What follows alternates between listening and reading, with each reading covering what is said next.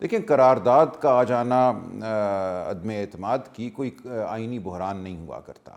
آئینی بحران اس لیے پیدا کیا گیا کہ ایک صریحاً غیر آئینی عمل اس دن ہوا جو ڈپٹی اسپیکر صاحب نے کیا، ورنہ کوئی بحران نہیں تھا. یہ آئین میں متجوز ہے یہ بات، یہ تصور کیا جاتا ہے کہ پارلیمان کے اندر لیڈر آف دا ہاؤس کو تبدیل کر دیا جائے، کہ یہ کوئی آئینی بحران نہیں ہے.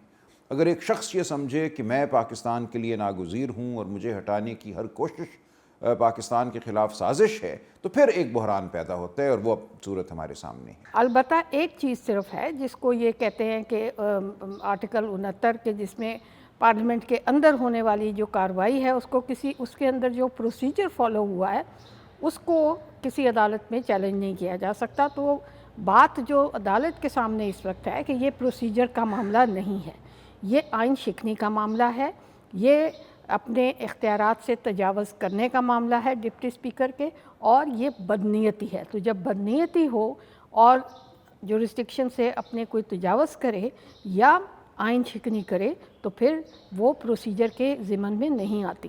لیکن اس دن جو ہوا یہ ضابطے کی بے قاعدگی یا پروسیجرل irregularity نہیں تھی. اس دن تو جو پارلیمنٹ کا بنیادی مقصد ہے کہ ووٹ کیا جائے، وہ کرنے سے پارلیمنٹ کو روک دیا، اور ایسا کرنے کا کوئی اختیار ڈپٹی اسپیکر کو حاصل نہیں تھا. آئین میں ایک بڑی سیدھا اور واضح صورتحال ہے کہ جہاں پر آئینی بحران آئے گا اور کانسٹیٹیوشن کی انٹرپریٹیشنز کرنی ہوں گی تو وہاں سپریم کورٹ کرے گا. سپریم کورٹ کو چوکنے کی ضرورت نہیں ہے اس میں. اور میں یہ سمجھتی ہوں کہ ایسا وقت پاکستان میں پہلی دفعہ نہیں آیا. ہم نے بہت بڑے بڑے بحران دیکھے ہیں، تو یہ کوئی ایسا مسئلہ نہیں ہے کہ ہم یہ سمجھیں کہ اتنا بڑا بحران آ گیا ہے کہ اس میں ہر چیز پہ آئین پہ کمپرومائز ہو جائے. دیکھیں، ایک غیر آئینی عمل کو غیر آئینی قرار دینا تو عدالت کا استحقاق ہے. یہ ہوا جب سن 93 میں اسمبلی کو ڈیزالو کیا گیا تھا. اس وقت غلام اسحاق خان نے اسمبلی کی تحلیل کی تھی، سپریم کورٹ نے اسمبلی کو بحال کر دیا تھا.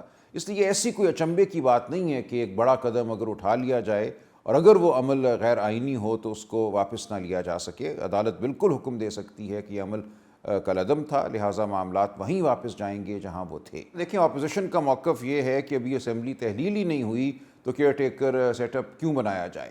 اور اگر سپریم کورٹ کل یہ فیصلہ دے دیتی ہے کہ اسمبلی کی تحلیل بھی غلط تھی، ڈپٹی اسپیکر کی رولنگ بھی غلط تھی، تو پھر کوئی ضرورت نہیں رہے گی کیئر ٹیکر گورنمنٹ کی.